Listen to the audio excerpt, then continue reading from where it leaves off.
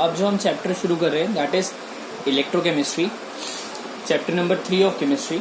और ये chapter around 4 या 5 मार्क्स का आपका बोर्ड में है and this chapter contains some numericals as well. So अब हम देखते हैं कि इलेक्ट्रोकेमिस्ट्री का बेसिकली मतलब क्या है। भाई ये इलेक्ट्रोकेमिस्ट्री है, इधर क्या कर रहे हैं हम, केमिस्ट्री या फिर केमिकल रिएक्शंस को यूज करके इलेक्ट्रिसिटी को प्रोड्यूस कर रहे हैं। इसका मतलब दो चीज़ों को रिएक्ट कराएंगे, उसमें से कुछ करंट बनेगा, उसे हम यूज़ कर लेंगे, इसे हम कहेंगे इलेक्ट्रोकेमिस्ट्री। तो इस चैप्टर के अंदर सबसे पहली जो चीज़ है वो है आपका इलेक्ट्रोकेमिकल सेल। एक सेल क्या होता है, नॉर्मली आप लोगों को पता है सेल क्या होता है, जो टीवी में लगता है, बैटरीज रिमोट में लगता है, बैटरीज फोन्स में लगती हैं, आपके इन्वर्टर्स में लगती हैं, हर जगह पे बैटरीज यूज होती हैं, तो वो कार्स में लगती हैं, तो वो सारी बैटरीज के बारे में पढ़ेंगे। बट यहाँ पे हम बात स्पेशली कर रहे हैं इलेक्ट्रोकेमिकल सेल। ये सेल कन्वर्ट करता है केमिकल एनर्जी को, जो कि एक रिडॉक्स रिएक्शन से निकलती है, इनटू इलेक्ट्रिकल एनर्जी। और इसका एक सिंपल एग्जांपल है डैनियल सेल या फिर galvanic cell.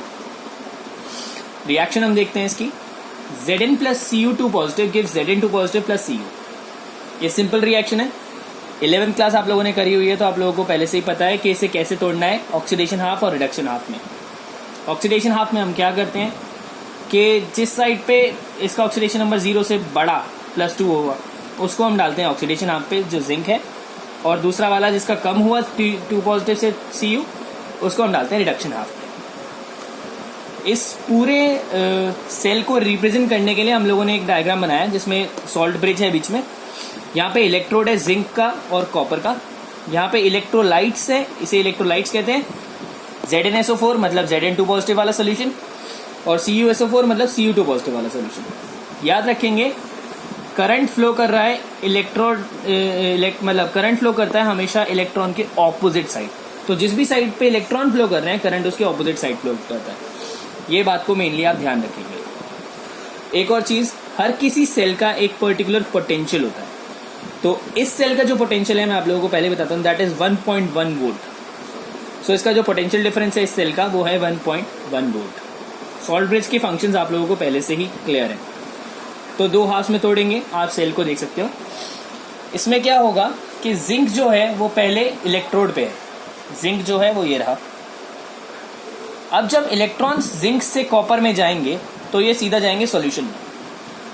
Cu2 positive electron से जुड़ेगा और बना देगा कॉपर, और ये जुड़ता रहेगा आपके Cu जुड़ता रहेगा आपके कॉपर के इलेक्ट्रोड पे, ठीक है। इसमें इलेक्ट्रॉन जाते रहेंगे, और इलेक्ट्रॉन कौन ट्रांसफर करता है, जिंक। जिंक ट्रांसफर कर रहा है इलेक्ट्रॉन, जिंक अपने इलेक्ट्रॉन छोड़ता रहेगा और जिंक इलेक्ट्रोड से सॉल्यूशन में आता रहेगा। तो ये तो धीरे धीरे कम होता रहेगा और ये धीरे धीरे बढ़ता रहेगा। सिंपल प्रोसेस है। अगर हम एक एक्सटर्नल ईएमएफ इस सेल में पुट करें, एक्सटर्नल ईएमएफ मतलब पोटेंशियल बाहर से लगाएं, ऑपोजिट साइड, ऑपोजिट पोटेंशियल अगर बाहर से लगाएं, और फिर उसको धीरे धीरे धीरे करके बढ़ाएं, तो क्या होगा, रिएक्शन कंटिन्यू करती रहेगी। हमने क्या करा, ये इलेक्ट्रॉन पोटेंशियल था, नॉर्मली इलेक्ट्रॉन यहां से आ रहे थे, करंट इधर को जा रहा था। अब हमने क्या करा, इसके अंदर एक ऑपोजिट पोटेंशियल लगा दी, ऑपोजिट बैटरी लगा दी, और धीरे धीरे उसकी वोल्टेज बढ़ा रहे हैं। रिएक्शन चलती रहेगी, बट ये रिएक्शन तब तक चलेगी जब तक उसकी एक्सटर्नल वोल्टेज जो है 1.1 वोल्ट के बराबर हो जाएगी। 1.1 वोल्ट क्यों, क्योंकि इस सेल की जो वोल्टेज थी ईएमएफ है सेल का, ई सेल जो है वो कितना है, 1.1 वोल्ट। तो जब ऑपोजिट साइड 1.1 के बराबर हो जाएगी तो ये रिएक्शन रुक जाएगी और कोई करंट फ्लो नहीं करेगा। फिर हम इसे अगर और बढ़ाएं, जो बाहर की पोटेंशियल है, क्योंकि इसकी तो वही रहेगी, जो बाहर की पोटेंशियल अगर उसे 1.1 से बढ़ाएंगे तो पूरी रिएक्शन रिवर्स हो जाएगी। ये जो है ये इलेक्ट्रॉन देने लगेगा, वो इलेक्ट्रॉन लेने लगेगा, मतलब ऑपोजिट रिएक्शन हो जाएगी। ये तब होगा जब एक्सटर्नल पोटेंशियल 1.1 वोल्ट से ज्यादा है। तो इसको करने के लिए सबसे पहले हमें ये पता होना चाहिए कि एनोड और कैथोड क्या होते हैं। सिंपल भाषा में बताऊं तो जो नेगेटिव वाला होता है, नेगेटिव वोल्टेज जिसकी दे रखी होगी आपको, वो आपका एनोड होगा, और जिसकी पॉजिटिव दे रखी होगी वो कैथोड होगा। बट ये सिर्फ गैल्वेनिक सेल के लिए ही है, ओनली फॉर गैल्वेनिक सेल, ठीक है। किसी और सेल के लिए ये नहीं होता नेगेटिव पॉजिटिव। तो ये एग्जैक्टली अप्रोप्रिएट भी नहीं है, नेगेटिव वाला एनोड, पॉजिटिव वाला कैथोड। असली जो चीज़ है वो है कि एनोड जो होगा जहाँ वहाँ वो होगा जहाँ पे ऑक्सीडेशन हो रही है, और कैथोड वो होगा जहाँ पे रिडक्शन हो रही है। तो रिडक्शन हाफ जो है वो कैथोड है और ऑक्सीडेशन हाफ जो है वो है एनोड। ई सेल निकालने का आपकी बुक में फॉर्मूला दे रखा है ई राइट माइनस ई लेफ्ट। मेरे को वो फॉर्मूला समझ नहीं आता। ई सेल निकालने का ई राइट माइनस ई लेफ्ट। ई राइट और लेफ्ट मतलब एक रिएक्शन में दो चीजें होंगी, एक राइट पे होगी एक लेफ्ट पे होगी, वो बेकार है। तो हम जो फॉर्मूला लिख रहे हैं वो लिख रहे हैं E cell is equal to E of cathode minus E of anode. अब ये ई क्या है? ई आपको दे रखा होगा सेल का, मतलब कैथोड और एनोड जो भी चीजें हैं उसका आपको पता करना होगा कैथोड और एनोड कौन सा है, दोनों की वैल्यू दे रखी होगी, पुट करोगे तो ई सेल निकल जाएगा। ठीक है, तो ई of cathode minus E of anode, ये है आपका ई सेल। एक जनरली एक इक्वेशन लिख लेते हैं, देख लेते हैं। Cu plus 2Ag positive gives Cu2 positive plus 2Ag। यहां पे क्या हुआ कि Cu ने तो इलेक्ट्रॉन ले लिए, Ag ने मतलब Cu ने तो इलेक्ट्रॉन दे दिए और Ag ने इलेक्ट्रॉन ले लिए। कहने का मतलब है Cu का ऑक्सीडेशन नंबर 0 से +2 हो गया। क्या बना ये? Oxidation half. और ऑक्सीडेशन कौन सा है? एनोड। तो हम यहां पे लिख सकते हैं Cu gives Cu2 positive plus 2 electrons, क्योंकि ये एनोड है। इसका मतलब एनोड वाली जगह पे हम लगाएंगे कॉपर। ठीक है, कैथोड कौन सा हुआ जो दूसरा बचा? 2Ag लगाने की जरूरत नहीं है, सिर्फ Ag लगाएंगे। Ag पॉजिटिव, वो तो रिएक्शन को बैलेंस करने के लिए यहाँ पे लगाने की जरूरत नहीं है। Gives Ag positive plus electron gives Ag। ये जो है ये कैथोड है, क्यों? क्योंकि इसकी हो रही है रिडक्शन। ऑक्सीडेशन वाला एनोड और रिडक्शन वाला कैथोड। अगर हम लोग कह रहे हैं कि ई सेल कैसे सॉल्व करना है, आपके पास एक रिएक्शन है Zn plus Cu2 positive gives Zn2 positive plus Cu। आपको ई दे रखा है Zn का और ई दे रखा है Cu का। अब हमें कैसे पता जी कौन सा कहाँ लगाए, कौन सा कहाँ लगाए? हमारे पास फॉर्मूला है E cell is equal to E of cathode minus E of anode. तो एनोड कौन सा होता है? आप लोगों को अभी बताया है कि वो जगह जहां पे ऑक्सीडेशन होती है। तो जिंक की ऑक्सीडेशन हो रही है, इसका मतलब जिंक है आपका एनोड, और कॉपर की रिडक्शन हो रही है, इसका मतलब कॉपर है आपका कैथोड। तो कैथोड की जगह लगाएंगे हम कॉपर की वैल्यू, एनोड की जगह लगाएंगे हम जिंक की वैल्यू। पुट करेंगे, सॉल्व करेंगे, प्लस में 1.1 वोल्ट आ गया। ठीक है, अब बहुत सारे बच्चे पूछेंगे भैया अगर उल्टा भी रखते तो भी तो आंसर वही आता 1.10 वोल्ट, बट माइनस में आता, क्या फर्क पड़ रहा है? बेटा बहुत फर्क पड़ रहा है, प्लस और माइनस का बहुत बड़ा फर्क पड़ेगा। ध्यान रखेंगे, ये चीज अगर आपको निकालनी आ गई कैथोड और एनोड तो आपका क्वेश्चन सॉल्व हो गया। सेल की रिप्रेजेंटेशन कैसे करते हैं, दिखाते कैसे जी? हमने सेल बनाया है तो सबसे पहले लिखते हैं एनोड। पहले कैसे था, फिर ऑक्सीडाइज हुआ, फिर उसके बाद सॉल्ट ब्रिज को सिंबल है ये, और फिर कैथोड। ये आपकी सेल रिप्रेजेंटेशन है। अब बात आती है कि जी इसका अलग कैसे निकालते हैं? What is the process of finding different? Zinc का अलग, कॉपर का अलग, मैग्नीशियम का अलग, हर चीज का अलग अलग कैसे निकाल लोगे आप? ई है ना, टोटल का तो चलो समझ में आ गया, आपने ऐड करके निकाल दिया, बट अलग अलग कैसे निकाला? तो अलग अलग निकालने के लिए हमारे पास होती है शी। शी मतलब कोई लड़की नहीं प्लीज, शी का मतलब है स्टैंडर्ड हाइड्रोजन इलेक्ट्रोड। क्या करते हैं, किसी भी मेटल को, जैसे जिंक को ले लिया, एक साइड पे रखा और दूसरी साइड पे शी रखा जिसमें हाइड्रोजन होता है। अब हाइड्रोजन तो गैस है, तो इसको हम प्लैटिनम के अंदर, प्लैटिनम की रॉड के अंदर, इलेक्ट्रोड के अंदर डालते हैं, और सॉल्यूशन में जो होता है, जो इलेक्ट्रोलाइट होता है वो होता है एसिड। एसिड H पॉजिटिव देता है, तो ये रिएक्शन है शी की।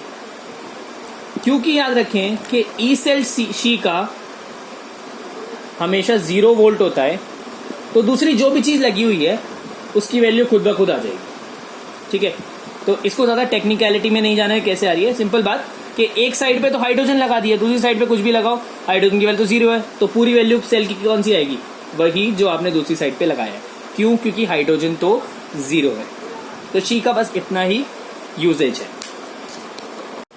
इस चैप्टर का सबसे इम्पॉर्टेंट और एकमात्र फॉर्मूला जो आगे जाके चेंज थोड़ा थोड़ा होता रहेगा, बट फॉर्मूला वही रहेगा, है आपका नर्स्ट इक्वेशन। ठीक है, बहुत टेक्निकल है, बुक में बहुत ज़्यादा चीज़ें लिखी हुई हैं एनसीईआरटी में, आई जस्ट चेक इट। तो मैं बहुत सिंपल वे में आप लोगों को समझाऊंगा, और यही फॉर्मूला आपको हर जगह रखना है, बिल्कुल चुपचाप, without even worrying anything else about anything else. Okay, so E cell जब हमें निकालना है तो E cell is equal to E naught cell minus RT by NF ln that is natural log anode by cathode.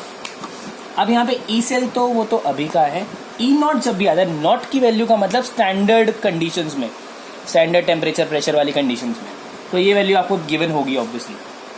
Minus RT by NF, R is universal gas constant 8.314, T आपको temperature दे रखा होगा, F is 1 farad, 1 farad is equal to 96487 coulomb per mole, ठीक है 96487 होता है, but आप जब फॉर्मूले में लिखोगे तो सीधा 96500 रखोगे, सॉल्व वही होगा, बिल्कुल ठीक है 96500। ln इज नेचुरल लॉग और एनोड और कैथोड की कंसंट्रेशन, इसको हम अगर ln को खोल दे तो ये बन जाएगा 2.303 लॉग, सेम वही रहेगा। अगर आपको दे रखा है कि भाई R की वैल्यू तो यही रहेगी, T आपको 298 केल्विन दे दिया, F की वैल्यू तो कांस्टेंट ही रहेगी, तो 2.303 RT बाय F, ये पूरे को N को छोड़ के बाकी सबको जब आप मल्टीप्लाई करेंगे, डिवाइड करेंगे, तो आंसर आएगा 0.059। तो अगर आपको ये कंडीशन दे रखी है, टेम्परेचर ये दोनों तो कॉमन है R और F, टेम्परेचर अगर 298 kelvin that is room temperature 25 degree Celsius अगर दे रखा है, तो आप डायरेक्टली फॉर्मूला ये ना लगा के ऊपर वाला सीधा लगाएंगे नीचे वाला, E cell is equal to E naught cell minus 0.059 by N log N naught by cathode. अब इसको एक एग्जांपल में कर लेते हैं। हमारी सबसे प्रिय equation Zn plus Cu2 positive gives Zn2 positive plus Cu। अभी तक हमें पता चल चुका है कि Zn जो है वो एनोड है और Cu जो है वो कैथोड है, रिडक्शन हो रहा है, ये लगा दिया। N की वैल्यू जो होगी वो नंबर ऑफ इलेक्ट्रॉन्स पे डिपेंड करेगी, कितने इलेक्ट्रॉन का इधर से उधर गए हैं, तो इधर इलेक्ट्रॉन्स 2 गए हैं, तो N की वैल्यू 2 है। तो इसी फॉर्मूले को अगर हम यहाँ पे एग्जांपल के तौर पे करें तो E cell is equal to E naught cell minus 0.059 by N की जगह पे 2 log anode by cathode. I hope this is clear, this is the most easiest example, this is the most easiest equation you can do. इसके अलावा आपको कुछ भी book से देखने की जरूरत नहीं है, डायरेक्टली क्वेश्चन करेंगे। इक्वेशन को एक और फॉर्म में लिख सकते हैं, ज़्यादा पूछते नहीं है, फिर भी मैंने सोचा ये बता देता हूँ, ठीक है। अगर एक कोई भी रिएक्शन है जिसमें A और B दो रिएक्टेंट्स हैं, C और D जो प्रोडक्ट्स हैं A के ये छोटे जितने भी हैं अल्फाबेट स्मॉल वाले, जैसे कि छोटा A, छोटा B, छोटा C, छोटा D, ये सारे कोएफिशिएंट्स हो सकते हैं जो उसके आगे लगे होते हैं, 1 2 3 4 जो भी लगे होते हैं। तो जनरली हम उसको ई सेल को लिख सकते हैं, E cell is equal to E naught cell minus 2.303 RT by NF, जो कि था लॉग एनोड बाय कैथोड की जगह लॉग QC लिख सकते हैं। और ये होता है हमारा रिएक्शन कोएफिशिएंट, 11th क्लास में था। इसका सिंपल फॉर्मूला मैं आपको याद दिला देता हूँ। रिएक्शन कोएफिशिएंट Q जो होता है वो concentration of products upon concentration of reactants होता है, सिंपल है, कुछ ज़्यादा दिक्कत नहीं है। तो QC की जगह पे ये भी आप लिख सकते हैं। पावर्स उनकी वही रहेगी जो उनके कोएफिशिएंट्स हैं, अगर कोई है तो लगाओ पावर, कोई नहीं है तो कोई पावर लगाने की जरूरत नहीं है, सिंपल है ये। तो ये फॉर्मूला कुछ इस तरह से बन जाता है। एग्जाम्पल जो है एग्जाम्पल नंबर 3.1, यहाँ पे एक रिएक्शन है कि Mg plus 2Ag positive gives Mg2 positive plus 2Ag। Concentration Ag की दे रखी है, जो ब्रैकेट में होगा वो कंसंट्रेशन है 0.0001 मोलर, और Mg की दे रखी है 0.130 मोलर। ई नॉट सेल दे रखा है, आपको बोला है ई सेल निकालो और आपको क्या बोलना है, सेल को रिप्रेजेंट करो, सेल रिप्रेजेंटेशन भी बोला। तो सबसे पहले सेल रिप्रेजेंटेशन कर लेते हैं। सबसे पहले एनोड, Mg से Mg2 पॉजिटिव बन रहा है, ऑब्वियसली पहले लगाएंगे, ठीक है, और उसके साथ में उसकी कंसंट्रेशन भी लिख दो ब्रैकेट में 130 मोलर। फिर salt bridge cathode, Ag positive, bracket में उसकी कंसंट्रेशन 0.0001 मोलर, स्लैश छोटा रहेगा Ag, ये आगे ही लगना है बट मेरा लाइन छोटी हो गई तो यहाँ लिख रहा हूँ मैं, ठीक है। तो इस तरह से रहेगा। इसके अलावा ई सेल निकालना है। फॉर्मूला क्या है, E cell is equal to E naught cell. जब आपको कुछ भी नहीं दे रखा, इसका मतलब स्टैंडर्ड कंडीशन से डायरेक्ट लगाओ, 0.059 बाय N है। N यहाँ पे क्या है, 2 इलेक्ट्रॉन, चार्ज कितना है, +2 2 चार्ज है, दोनों साइड चार्जेस देखो 2। Log concentration of anode 0.130 upon concentration of cathode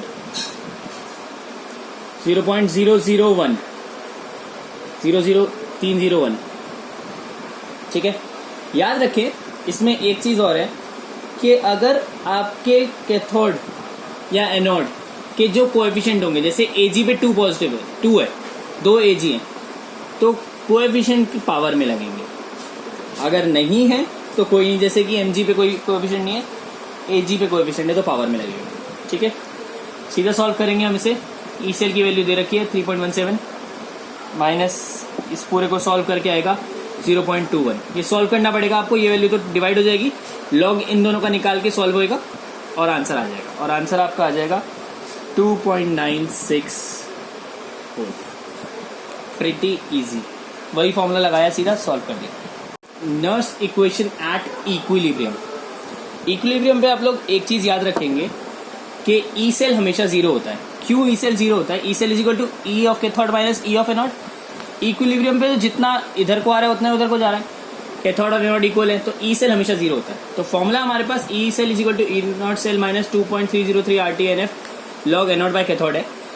but equilibrium पे जब भी इक्विलिब्रियम कंडीशन आएगी तो फॉर्मूला चेंज होके, क्योंकि ये जीरो हो गया, ये पूरा माइनस की टर्म, ये वाली E cell E naught cell के बाद वाली, ये पूरी उधर चली जाएगी, प्लस में आ जाएगी, और लॉग एनोड बाय कैथोड की जगह लॉग KC आ जाएगा, विच इज इक्विलिब्रियम कांस्टेंट।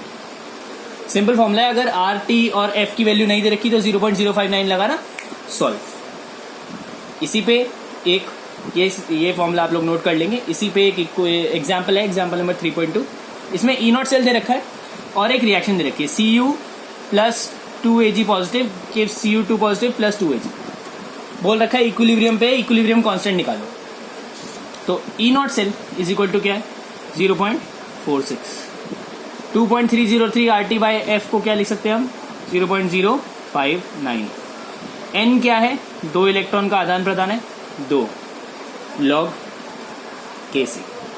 2 को इधर ले जाएंगे, 0.059 को इधर ले जाएंगे, लॉग KC की वैल्यू हो जाएगी 2 इंटू 0.46 अपॉन 0.059। ये पूरा सॉल्व करेंगे हम लोग, हमारे पास आंसर आ जाएगा 15.6।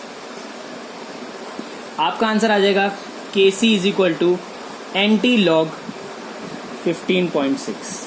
एंटी लॉग को सॉल्व नहीं करना है, KC is equal to anti log 15.6। Log KC 15.6 के बराबर आया तो KC क्या होगा? लॉग को इधर फेंकेंगे, जब लॉग को उधर फेंकते तो एंटी लॉग हो जाता है। सॉल्व नहीं करना है एंटी लॉग को, फिर भी आप चाहोगे तो मैं बता दूंगा, बट सॉल्व नहीं करना है, यहीं तक छोड़ देना है। This is your answer. Getting me? सीधा फॉर्मूले में पुट करना है। अगर कोई वैल्यूज RT और F की अलग नहीं दे रखी तो 0.059 डायरेक्टली लगाना। डायरेक्ट फॉर्मूला देख रहे हैं, ये चैप्टर काफी इजी है। फॉर्मूला पुट करो, आंसर निकालो कि वाला। तो ये है गिब्स एनर्जी का फॉर्मूला ई नॉट सेल की रिस्पेक्ट में। स्टैंडर्ड गिब्स एनर्जी, सीधा फॉर्मूला आपको यही देखना है, कुछ नहीं और टेंशन नहीं, ठीक है। Del G naught is equal to minus NF E naught cell. Naught का मतलब स्टैंडर्ड है, standard Gibbs energy. Gibbs energy में आप लोगों को याद दिलाना चाहूंगा, ये वो एनर्जी होती है एक रिएक्शन की जो कि वर्क डन के लिए काम आती है, ठीक है। ज्यादा आपको पढ़ना है इसके बारे में तो आप जरा 11th क्लास में पढ़ सकते हो, बट इसमें ऐसा कुछ इसकी डेफिनेशन वगैरह कुछ नहीं पूछ रहे, सिंपल है। डेल G नॉट जो होता है minus NF E naught cell के बराबर भी हो सकता है, या फिर हो सकता है minus 2.303 RT log K, which is equilibrium constant. अगर इक्विलिब्रियम पे तो इसके बराबर, वरना सिंपल। इसी पे एक सिंपल सा क्वेश्चन दे रखा है, एग्जांपल नंबर 3.3। इसके क्वेश्चंस काफी इजी हैं। डेल G नॉट निकालो, अगर ई नॉट सेल 1.1 वोल्ट है और रिएक्शन दे रखी है Zn plus Cu2 positive gives Zn2 positive plus Cu। ये पूरी रिएक्शन सिर्फ एक ही चीज के लिए निकाल रखी है, Kg आप N निकाल दो, N है आपका 2। तो डेल G नॉट डायरेक्टली फॉर्मूले में लगाएंगे, माइनस N की जगह पे रखेंगे 2, F की जगह पे रखेंगे 96500 और ई नॉट सेल की जगह पे रखेंगे 1.1। सबको मल्टीप्लाई करेंगे, सॉल्व करेंगे और आंसर आ जाएगा around minus 21.227 kilo joule. It can very, क्योंकि बुक में 487 से कर रखा है 500 की जगह, तो आप लोग उसको देख लेना। बाकी मल्टीप्लाई करके आप जो भी आंसर निकालेंगे 500 से, वो भी सही है, कोई दिक्कत नहीं है। डायरेक्टली सॉल्व हो रहा है, this is very easy. Gibbs energy की जूल पर मोल पे आएगी, तो वही आंसर है।